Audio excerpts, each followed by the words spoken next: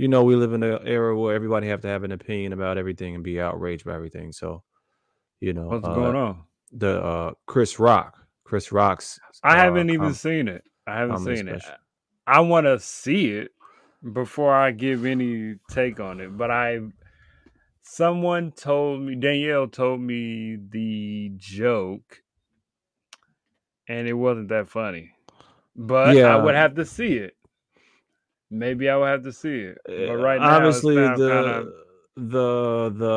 he had a 5 minute joke about them at the end of his joint, and that's all people talking about.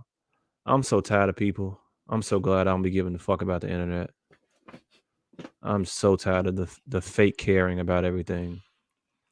I mean, the thing is, it's not like a political issue though. It's more of a sensationalized Oh no, it is at this point because celebrity issue. You know what I'm it's saying? it's more political now though because the context right now is Chris Rock attacking black people and him being Ah, anti-black and catering to got you. whiteness and all that kind of stuff.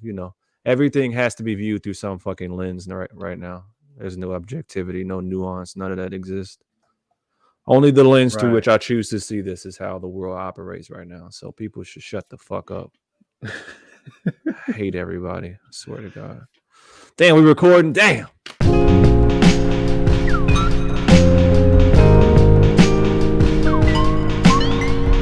Yo, welcome to Beers and Bars.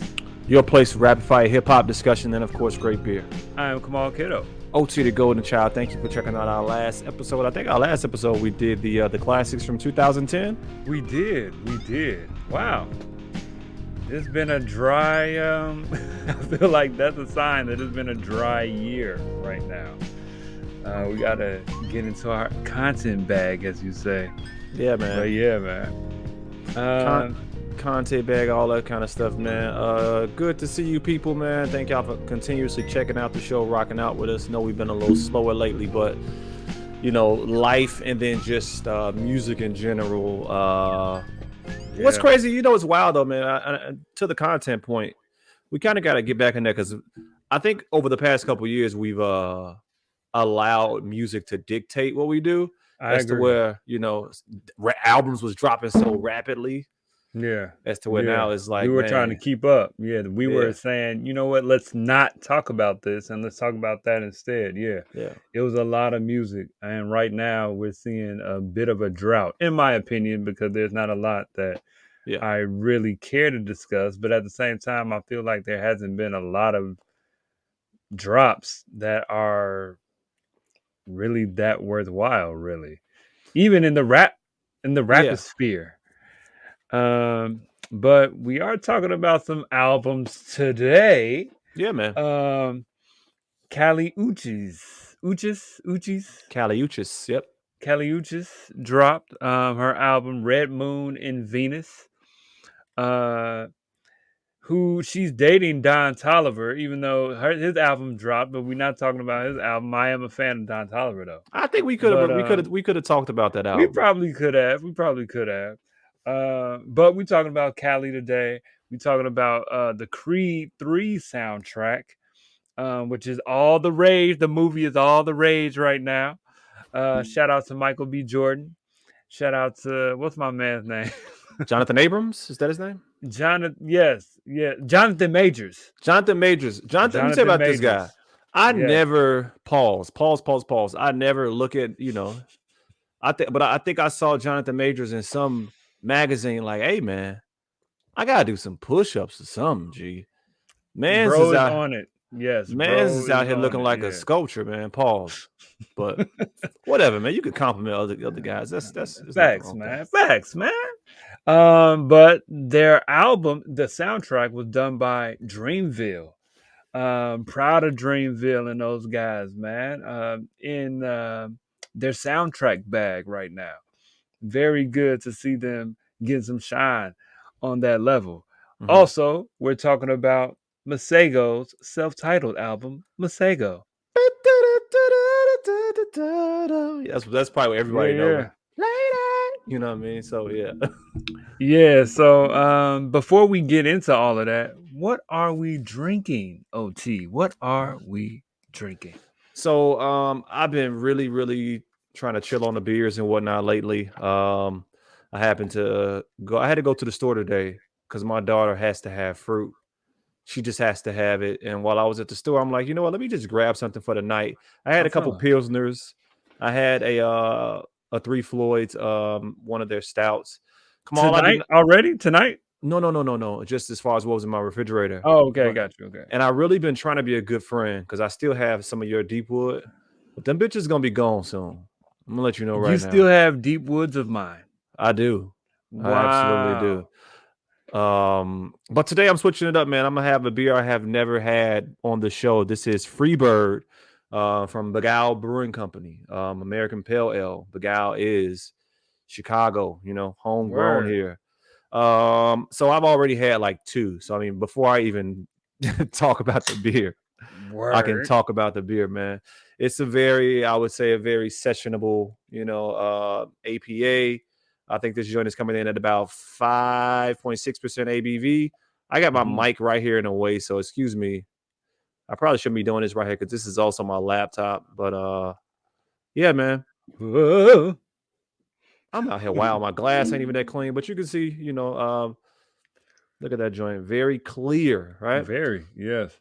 So it's more so of a traditional joint, your boy be all on his hazies and whatnot, but this is very clean, refreshing, um, citrus on the nose all day. You know what I mean? Even on when if you were to have one of these as well, very citrus, bright up front. Let me see. Um, Slightly piney as well, but Mm. it's just a refreshing, nice, sessionable American Pale Ale, man. You can have a couple of these joints and be nice on a cool day, 5.6, yeah, 5.6%. Oh, they have notes. Oh, yeah, sessionable pale ale with the clean malt character and citrusy hop notes. Look at me. Okay. This beer takes its name from the Falconer flight hops we use to brew it. All right, cool. Shout out to Begyle. Shout out to Revolution Brewing. I still want my Deepwood series that you're holding hostage, but I think I've had this on the show before. I'm having a Red Skull. Banger. I think this is a banger. I'm pretty sure I've had it on the show before, but I'm like, man, the graphic grabbed me. I said, you know what? Let me just go ahead and do that. I was about to do a hazy earlier, but this is actually this Red Skull from Revolution Brewing is actually an Imperial Red Ale. This is 9.3 ABV. Um, and I'm pretty sure I have had this before. Oh Look at yeah. that. Look at that. Easily one of my favorite beers over the past Ooh. year and a half, 2 years, man. It's such Ooh. a different style, that Irish red, man. And the fact that this is an Imperial coming in at 9.3, That's thick. um, it's such a Already it's the term I want to use is effervescent. yeah, man. Go ahead, do your thing. Yeah, that's rich. Yeah, I don't see. I'm repping for all of the non-Cicerone guys out here, Oh, man. stop! I'm life been so busy, man. Uh, shout out to Mickey. You know what I'm saying? Black Chicago and whatnot. I still haven't even taken my test. I'm out here playing. Work Yeah, got me that's so busy. word. Yeah, that's rich, man. That's a strong hoppy beer. It's hop. It's strong in Oh the yeah, hops yeah. The Irish red. Yeah. So I don't know all of the information on it because I haven't had one in a while, but it's definitely strongly hopped. It has a nice hop character to it for it to be, for sure. like an Irish red. And again, because it's an Imperial, so it's everything is kicked up, right? It's higher on the Mm, ABV, higher as far as not higher, but the flavors and whatnot are more robust. So yeah, man. definitely, yes, it's strong for sure. My goodness, yes, I'm digging it. It's not what you would call a crushable beer. I don't think. Mm-mm. This is a sipper. And it's slightly boozy too. Like It you know, is. It yeah. is. Absolutely. Shout out to John and the Revolution Brewing crew, man. Yeah, man. All right, what we talking about, man? Let's go ahead and kick it off with my man's Masego, man.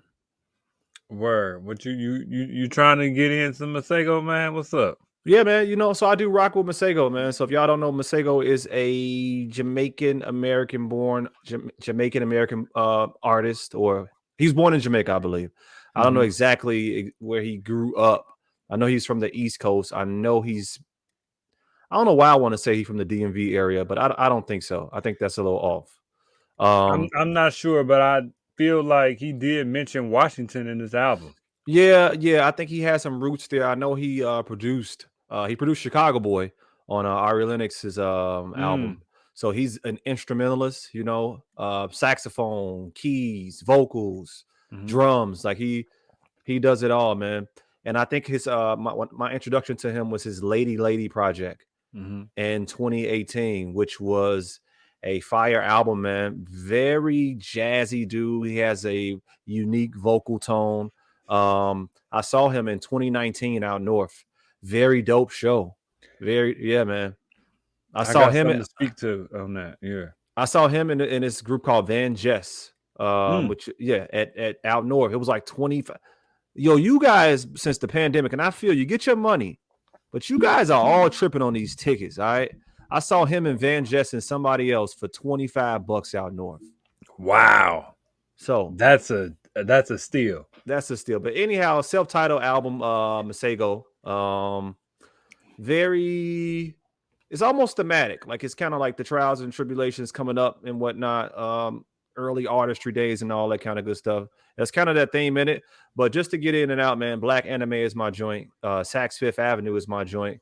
Afraid of Water is my joint, man. Remembering Sundays is probably my favorite joint. Who Cares Anyway is also good.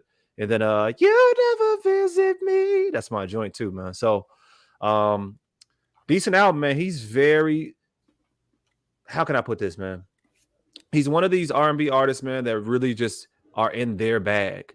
And that's kind of how R&B is now. He is not Sir, and Sir isn't The Weeknd, and Weeknd isn't Division. Like a lot of the R&B nowadays is just like people who have found a groove of what they do. And he got the live instrumentation, whether it be saxophones and all kinds of stuff popping on the album. So I rock with it, man. Word, yeah. I never really checked out Masego. I knew he was around. I never got into him until you said, you know what, listen to this album. I might have listened to Lady once, maybe. But I can't even tell you any songs from it. It wasn't in my rotation like that. That was probably during the time when a lot of music was dropping and I was heavy in my rap bag then. But with this album, on first listen, I thought it was just okay. After every listen after that, and there were some songs I liked on the first listen, but every listen after that, there was some things that I kind of felt more and more. It's a very chill album, a very vibey album, very in the background. I could work to this music. I can write to this music. This is like I can do homework to this music. Don't you know what's the station on YouTube, girl? Yeah, I was gonna say it's very lo-fi R&B. Yeah. I was gonna make that point. Lo-fi R&B type shit. Yep. Yeah, it definitely gives me that feel. Some of my top songs would definitely be Saks Fifth Avenue. Afraid of Water. I like the writing in that. This girl is shallow. I like that. Afraid of Water. Remembering Sundays is hard. Who Cares Anyway? I really like In Style. I really like that song. I like how it switches at the end too, with like the college big band feel towards the end. I would agree. Yep. And I like Eternal Sunshine, Fire Pit. Like you said, it is a thematic, coming up as an artist, trying to figure your way out and doing your own thing. It has that vibe to it. He immediately gives me uh jazz singer vibes. Uh, I do feel like this needs to be heard live. It's not like a big rah rah album, Yeah. but I can definitely feel like these songs. I can definitely hear them live and being pulled in by the tone of his voice and what the band is doing. This sounds like music that is designed to be played live. To your point, as far as you going to see him, those tickets are about to go up $25. Yeah, all right. Them tickets going up now because my man's is definitely, he got to get some play after this album. This album is a positive project. It's not. I was ready to be honest. I was ready to call it boring, but as I'm listening, as I got more into it, nah, he's got a message with it. He even shouted out his ex in it. And, he was figuring out his way. He was still developing during that time. It's thematic, like you said. And I'm rocking with it, man. I like this project. Uh, yeah, Masego. Yeah, man. I was trying to find the exact date on that joint, but I don't know what's going on with my IG right now. But yeah, man. To kind of just go off your point, and then we can get out of here. Yeah, man. It's definitely something that you should see live. He comes in and out with the saxophone. He'll be on the saxophone The 1 minute. saxophone, yes. The inclusion of the saxophone, I meant to mention that too, is very cool. It's rare that you hear horns like that come in, But yeah, I'll check for it. Yeah, man. All right, let's do it. Let's do Creed 3. Word. You want me to go in? Yeah, you go ahead, because I'm gonna be honest. I listened to it once and it wasn't that memorable to me, but it's a soundtrack, and soundtracks tend to have that vibe. So you do your thing. Yes. Yeah, go ahead. So I'm gonna say this, right? The thing is, soundtracks are tricky like that. Because they're not, the theme of a soundtrack is the movie, and you're not watching the movie when you're listening to a soundtrack. Within the context of the movie, it's probably a great soundtrack because these songs are coming in at key points in the movie that evoke an emotion that you're seeing. So, yes, but when you take it out the context of the movie, a lot of soundtracks kind of fall flat. Mm-hmm. But it depends. There's been some fire soundtracks, but with this movie in particular, I haven't seen the movie. Mm-hmm. And so I can only speak to this album outside the context of the movie. I plan on seeing this movie this weekend. And when I see it and when I hear these songs, I'm probably going to feel completely different about the songs, at least, because it's like, yo, that's cool how they brought that in. Yep. So, yeah, to your point, as a soundtrack or as an album, just as a musical album, it's all right. See, soundtracks are tricky because it's all over the place. Yes. But it's outside the context of the film. But some of the songs I do like on this project. Mm-hmm. Culture, I'm not really a fan of it, but I am a fan of Mez's verse. Mez is a rapper. Stop playing. Yo, I'm like, yo, bro kind of spitting. Bruh. Yo, bro is spitting. He was rapping. But I like my boy.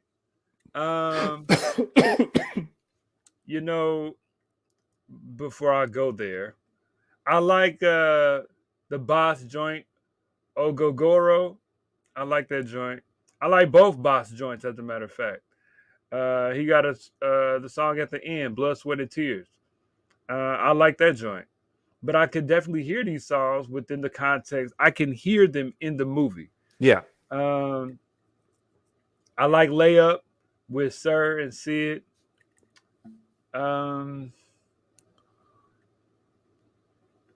Yeah, I like Greater, Ari Lennox joint, but I immediately think of Nas. Papa was a player, Yeah, player wasn't exactly. Papa. I immediately think of that. Yeah. Because that's that sample. And I gotta say, man, it's a Dreamville album, and there's only one J. Cole verse on here, and it's very weak. And I was kind of disappointed in that. Now, in the context of the film, the song itself is called Anthem. Oh, no. The song is called Adonis Interlude, the montage, right? So I picture a montage of him possibly training, fighting, maybe. And that song would be perfect for that montage. If I were to see the movie and heard that song, I'm like, yo, he getting ready.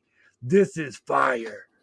But in the context of it just being a song, that the beat is weak, the verse was weak, and but I might feel different if I heard it in the context of the film.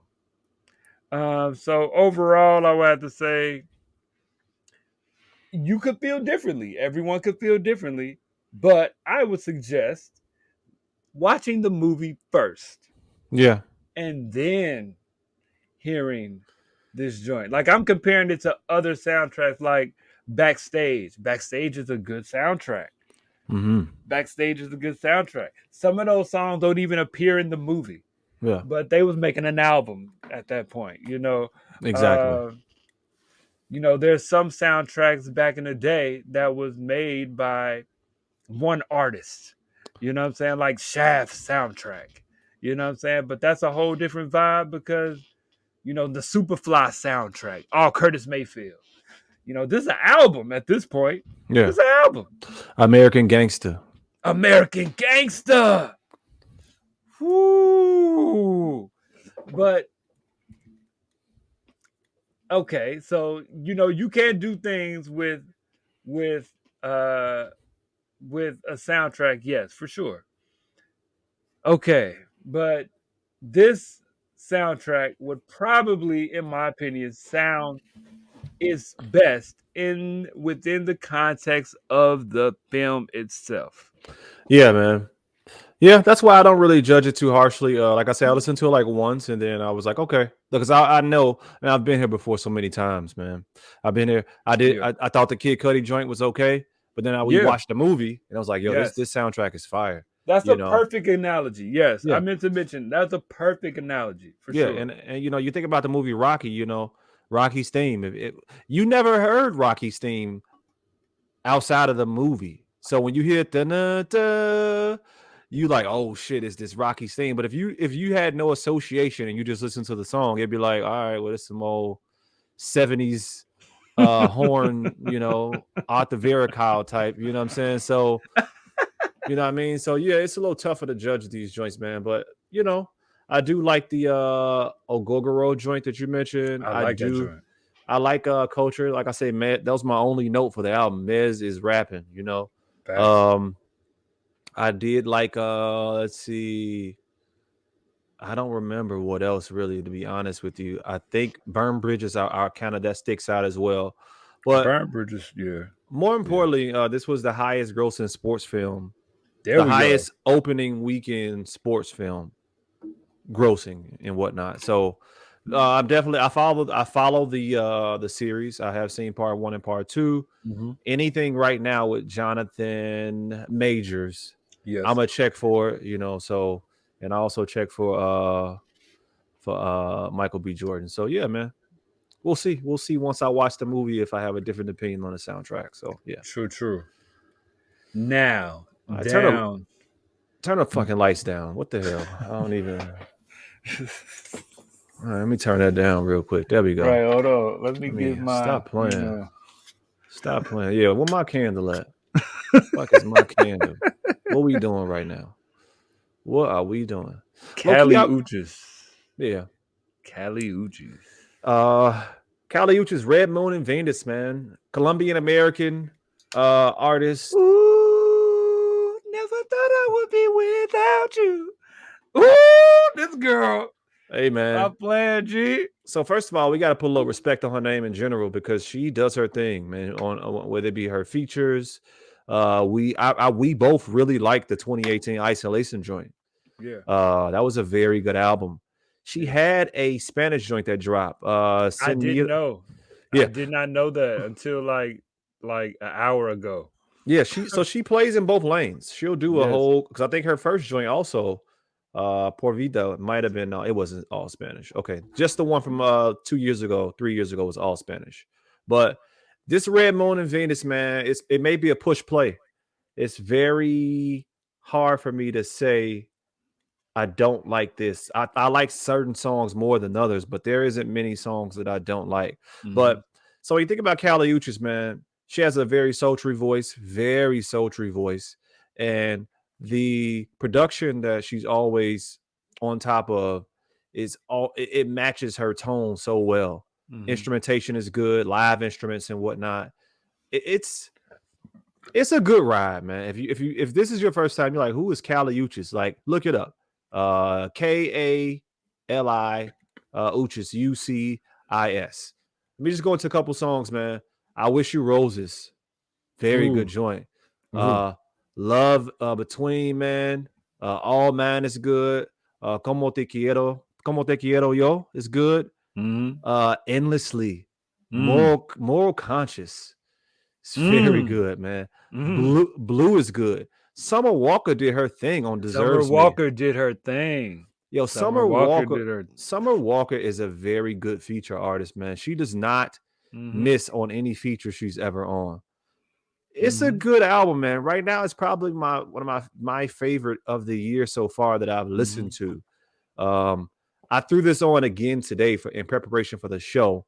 Yeah, which is my favorite way to listen to music. I listen to it a little bit when it comes out, and then if we're doing a show in the week, I'll come back to it before the show. Like, okay, and then it's really hidden by then, like what I really like and don't like. So I ain't got nothing else to say. Fire album. Yeah, man. I'm a fan. I like her work with Tyler the Creator. I like her work with Don Toliver. I like really I've heard of her, but I think I was really introduced to her for real through Tyler. And since then I've been checking for her. So I listened to Isolation. By then I knew who she was. Por Vida I wasn't up on. I might have went back and listened to it maybe. But yeah, this Red Moon and Venus, I'm feeling a lot. Last year, there's always an album for me that I gravitate to from the beginning of the year. And it generally sticks with me. It happened with Jay Electronica's album. It happened with I think Pray for Paris came out that same year, possibly, I believe. Because that was like Marcus. Yep. But that was another album that stuck with me, and it was earlier in the year. 2020, yep. The Weeknd came out last February, and that stuck with me. That was like around the Super Bowl, and that stuck with me throughout the entire year. Man, it's a good album. This album right now is that album for me right now. And this is March, and it hasn't been a whole lot of music, in my opinion, that I have gravitated to. I did like Lil Yachty's album, but when I returned to it, there's some songs that I could definitely skip past. But I do like what he did with that album. But this album, it was hard for me to write down the songs that I really liked because I really like most of this album. There's some songs that like you said, there's some songs I don't care for, or not even care for. That's not the wrong. I like some songs better than others, but the ride, it's a good ride in general. And I like the album. I like this album. I like the production, the arrangement of the songs, the writing is good. Um, Sonically, it just sounds good. Uh, I can jam to it. I can vibe to this album. My wife is a tough critic. I think she might like this album. Mm-hmm. You know what I'm saying? I put her on Cleo Soul and now she can't get enough. Yeah, You know what I'm man. saying? And so this is one of those, you know, this is one of those albums, man. I really like, what's the joint called? Red Moon and Venus, man. Red Yeah. Moon and Venus. Um, Man, I'm gonna be listening to this for a minute, man. I'm gonna be Yeah. listening to this for a minute. Yeah, I man. rock with it. I really like this album. I really like it. When we was talking about it, I rarely get to use the word multiplicity. Mm. And this album, like, what do you want to do? You want to drive in the car? You want to clean up? You want to work? You want to spend some time with your lady, your man? There's so many different things I feel like I can do with this album. It's just like, um, it's Yeah. so vast sonically. It's many things you can do with it. And I'm definitely gonna be rocking with it for a minute. So yeah, man. Yo, have you been before we get out of here, man, have you been listening to any De La Soul albums? Shout out to De La Soul. Yeah, man. So Very important milestone thing that has happened within the past week. yeah, man. I mean, we might as well go, since we're alluding to, we might as well go ahead. That's something we'll be doing. Yeah. We're gonna do a deep dive on De La Soul now that their music is hit streaming platforms. I did listen to 3 Feet High and Rising. I did listen to a bit of De La Soul is Dead, and I need to go to Balloon Mind State and Stakes is High, which Stakes is High may be their most heralded it joint. Yeah. I must say though, it's not even a revisit for me because when I was coming up, they're a little bit. I mean, their first album is 99. I'm sorry, 89. And I was 89. born in Yeah. 83. So I wasn't six listening to, you know what I mean? Right. Me either. So it's kind of like a new visit for me. And, Me I too. don't want to disrespect anybody's artistry. The first album is a little older for me, like it is that 80s hip hop. So it is like I'm familiar with Marvin Gaye and I know what that 70s soul sounds like, but that's how I was raised on it. So even though that's older, that's a bad point because I think that what's going on transcends time. I don't think that so let me stop before I even, because that don't make no sense. But this is very era specific when you listen to like the 3 Feet High and Rising joint and De La Soul is Dead. So, but I'm gonna listen to the other two, and now we're gonna do a deep dive, man. So next show is probably gonna be all De La, their whole, everything that happened, all that kind of stuff is the next show. The De La Soul Beers and Bars episode coming soon. Word up, man. But yeah, man, appreciate y'all checking with us, rocking with us. We'll see y'all next time. Peace. Peace.